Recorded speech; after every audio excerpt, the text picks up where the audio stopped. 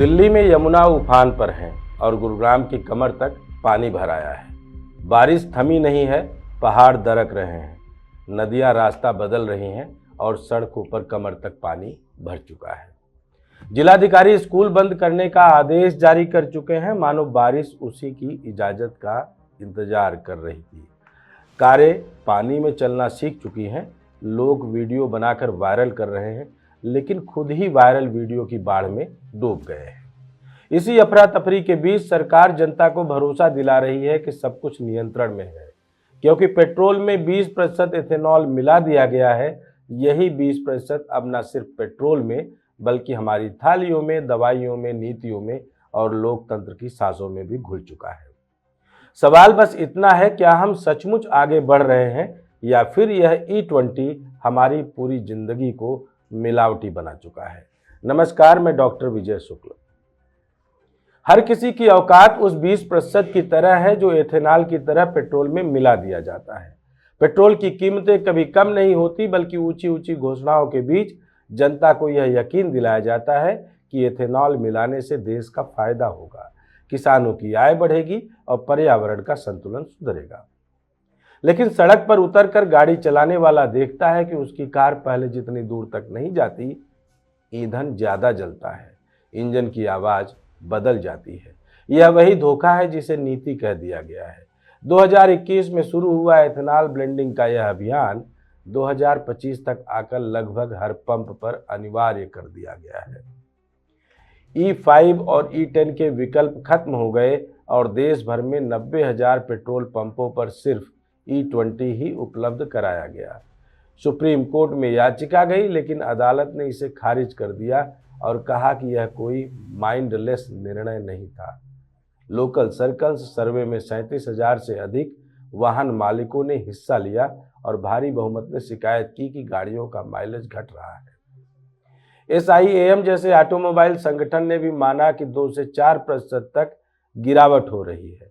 लोगों को 6 से 8% तक नुकसान महसूस हो रहा है, लेकिन सरकार का दावा है कि यह किसानों के हित में और पर्यावरण की रक्षा के लिए आवश्यक है। यह वही 20% एथेनॉल है जो नीति के नाम पर जनता की जेब और इंजन दोनों पर बोझ बन गया है। यही झांसा खाने के तेल में मिलता है। सरसों के तेल पर लिखा जाता है 100% शुद्ध। कच्ची घानी वाला तेल आपने अक्सर देखा होगा, लेकिन उसमें पाम तेल या सस्ते रसायन मिला दिए जाते हैं। मूंगफली का तेल सोया से पतला कर दिया जाता है। 2020 में FSSAI ने देश भर से 4,461 नमूनों की जांच की। उनमें 2.42% नमूने सीधे सीधे स्वास्थ्य के लिए खतरनाक पाए गए और 24.2% नमूने गुणवत्ता मानकों में फेल हुए। 12.8% नमूनों के लेबल गलत थे। यह आंकड़े सिर्फ एक सर्वे के नहीं बल्कि पूरे देश के खाने के तेल की हकीकत बयां करते हैं। इस मिलावट का नतीजा है कि लोग दिल की बीमारियों, ब्लड प्रेशर और कैंसर जैसी बीमारियों का शिकार होते जा रहे हैं। 1998 में दिल्ली में सरसों के तेल में पेट्रोलियम उत्पाद व्हाइट ऑयल मिलाने से 60 लोग मारे गए और 3,000 से ज्यादा बीमार पड़े। अदालतें चली, केस हुए, लेकिन असलियत यही है कि खाने के तेल में यह E20 यानी जहरीली मिलावट कभी खत्म नहीं हुई। दूध की सफेदी को भी पवित्रता और गोद पोषण का प्रतीक माना गया, लेकिन इसमें यूरिया, स्टार्च और सिंथेटिक पाउडर मिलाकर उसकी चमक बढ़ाई गई। मिठाइयों में सिंथेटिक रंग और रसायन, आइसक्रीम में डिटर्जेंट और मिल्क पाउडर, रसगुल्ले और जलेबी में फ्लेवर। जनता ने थाली में मिठाई देखी और भरोसा किया, लेकिन शरीर के भीतर वही धीमा जहर उतरता रहा। इस मिलावट ने धीरे धीरे हमारी नसों को कमजोर किया और पीढ़ियों को बीमार बना दिया। लेकिन यह सब FSSAI जैसी संस्थाओं के नीति नियम जैसा है। दवाइयों की दुनिया में तो यह E20 और भी ज्यादा खतरनाक है। WHO की रिपोर्ट बताती है कि दुनिया भर में 10.5% दवाएं नकली या घटिया हैं। भारत में SOCHEM और अन्य रिपोर्टों ने यह तक कहा कि लगभग 25% दवाएं नकली या सब स्टैंडर्ड है। यह कारोबार $4.25 बिलियन से ऊपर का है। 2023 में भारत में बनी एक खांसी की दवा के कारण कंबोडिया और अन्य देशों में बच्चों की मौत हो गई, क्योंकि उसमें एथिलीन ग्लाइकॉल जैसा जहरीला तत्व था। हाल ही में उत्तर प्रदेश में 2 करोड़ के नकली हेल्थ सप्लीमेंट्स पकड़े गए। प्रोटीन पाउडर, ओमेगा 3 कैप्सूल्स जो विदेशी ब्रांड के नाम से बेचे जा रहे थे। जनता ने यह सोचकर खरीदा कि वह स्वास्थ्य सुधार रही है, लेकिन असल में शरीर को जहर दिया जा रहा था। यही वह E20 है, इलाज के नाम पर मौत की मिलावट। राजनीति में भी यही 20% का खेल है। असली विपक्ष को धीरे धीरे कमजोर कर दिया जाता है। जो सवाल पूछता है उस पर मुकदमा दर्ज कर दिया जाता है। जो सड़क पर उतरता है उसे जेल भेज दिया जाता है। 5 साल तक बेल मुश्किल कर दी जाती है। टीवी चैनलों पर उसका ट्रायल चलता है। अखबारों में उसके खिलाफ खबरें छपती है। जनता तक वही पहुंचता है जो सत्ता चाहती है। यह लोकतंत्र का E20 है।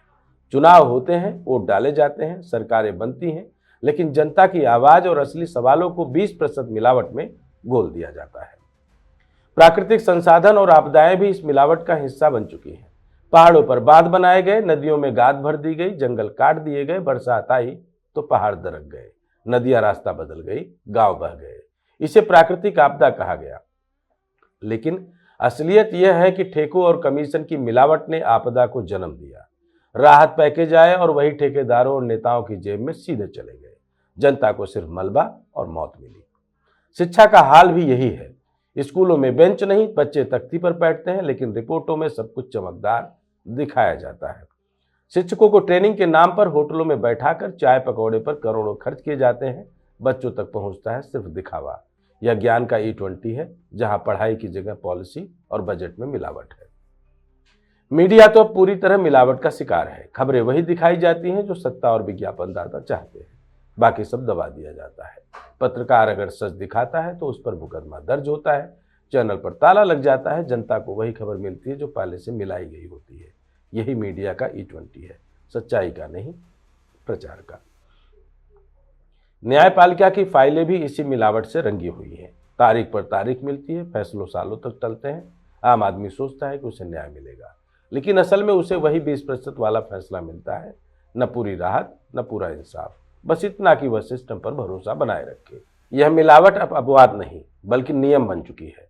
भोजन से लेकर शिक्षा तक, राजनीति से लेकर मीडिया तक, न्याय से लेकर रोजगार तक, हर जगह वही 20% घुला हुआ है। जनता अब सवाल भी नहीं करती। उसे पता है कि खाने के तेल में मिलावट है, दूध नकली है, दवा में जहर है, राजनीति में धोखा है, लेकिन उसने इस जीवन का हिस्सा मान लिया है। यही मिलावट की सबसे बड़ी जीत है। आज का भारत उसी मिश्रित पेट्रोल की तरह है जिसमें 20% इथेनॉल घुला हुआ है।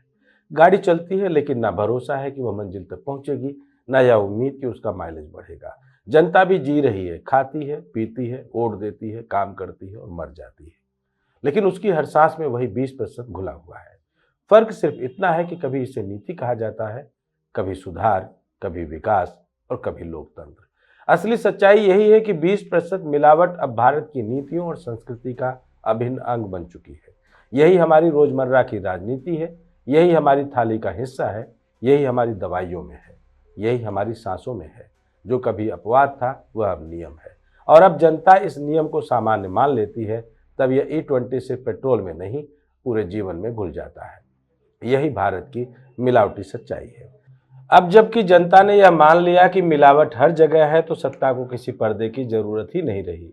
20% इथेनॉल पेट्रोल में है, 20% जहर खाने के तेल में है, 20% नकलीपन दवाइयों में है, और 20% धोखा राजनीति में है। फर्क सिर्फ इतना है कि यह 20% अब अपवाद नहीं बल्कि पूरी व्यवस्था का अस्थायी नियम बन गया है। हम जीते हैं, काम करते हैं, वोट डालते हैं और यही सोचकर चुप हो जाते हैं कि सब कुछ ऐसे ही चलता रहेगा। लेकिन असली सस्पेंस यही है कि जब जिंदगी के हर हिस्से में 20% मिलावट घुल चुकी हो, तब असली जीवन बचा कहाँ है। यही वह सवाल है जिसे कोई पूछना नहीं चाहता, और यही वह जवाब है जिससे पूरा देश डरता है। 20% अब हमारी नीतियों का नहीं, हमारी संस्कृति का अभिन्न अंग बन चुका है। बस इंतजार इस 20% से 40% तक इस डोज के बढ़ने का है। जय हिंद, जय भारत।